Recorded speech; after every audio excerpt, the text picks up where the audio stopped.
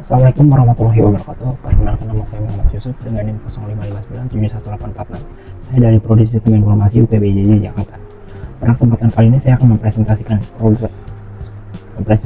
tugas 2 struktur data, yang dimana kita disuruh membuat program Java yang membahas implementasi struktur data stack, queue, dan algoritma quicksort. Oke, di bagian paling atas ini terdapat beberapa import library. Library stack digunakan untuk membuat struktur data tumpukan, lalu queue digunakan untuk struktur data antrian, dan karena queue merupakan interface maka saya menggunakan linked list sebagai implementasinya. Lalu array digunakan untuk membantu menampilkan isi array menggunakan array to string supaya hasil output lebih rapi dan mudah dibaca.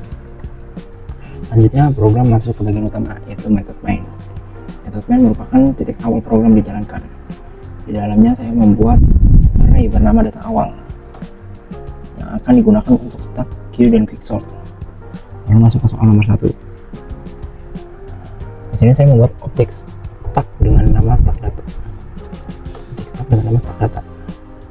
Stack merupakan struktur data yang bekerja menggunakan konsep pivot, last in first out. Artinya, data yang terakhir masuk akan menjadi data pertama yang keluar. Contohnya seperti tumpukan buku yang terakhir diletakkan di atas akan menjadi buku yang pertama akan dikeluarkan.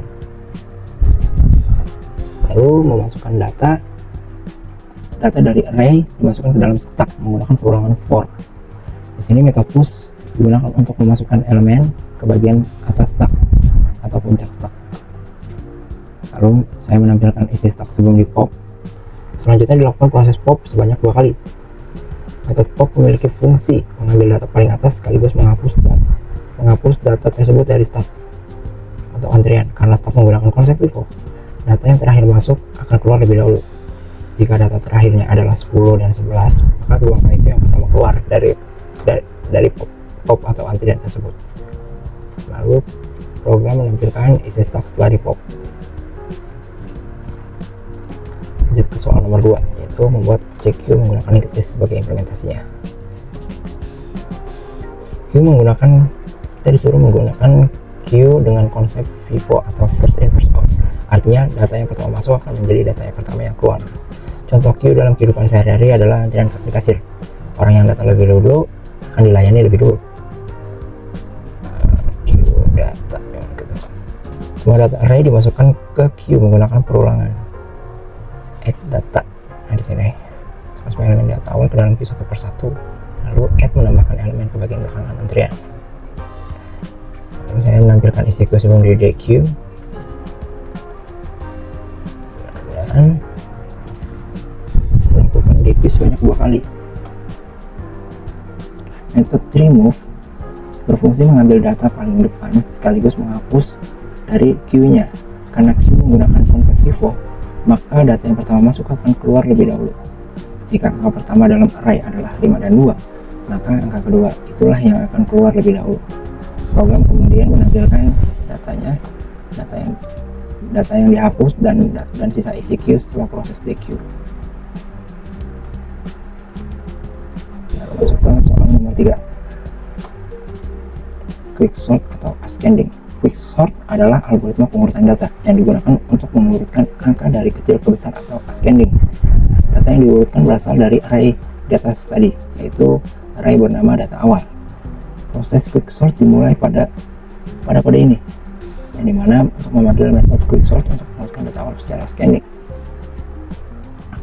Artinya program akan mengurutkan seluruh isi array dari awal indeks sampai akhir indeks. Lalu masuk ke metode ini. Pada metode ini program bekerja secara rekursif, yaitu metode memanggil dirinya sendiri berulang kali sampai data terurut.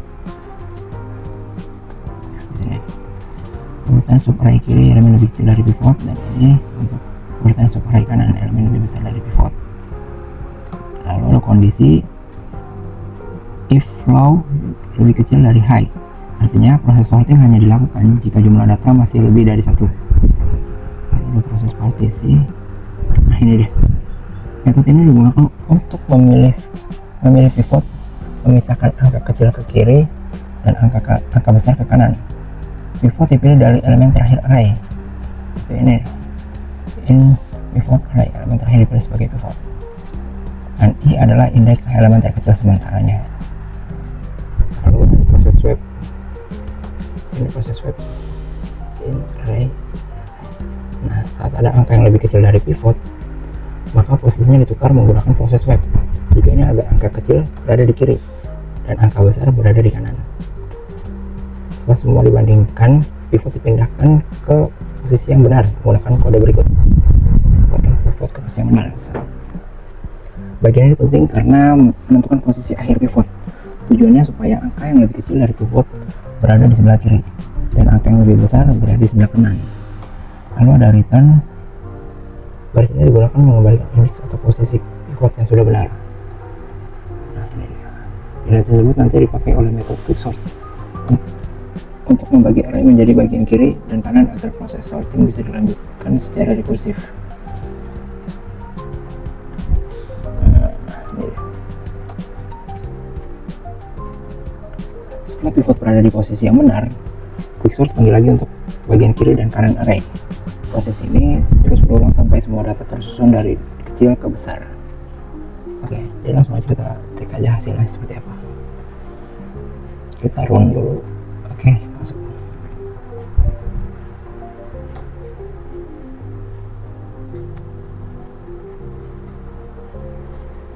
Nah, di nomor 1 ini kita melakukan start dengan konsep pivot atau last first out, yang dimana kita mengambil data paling terakhirnya.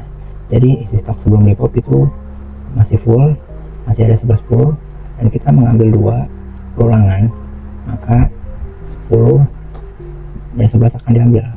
Maka ketika mengambil 10, sisa stak akan berkurang 1, yaitu 529, 156, 348, 711, 10 nya nggak ada karena sudah diambil.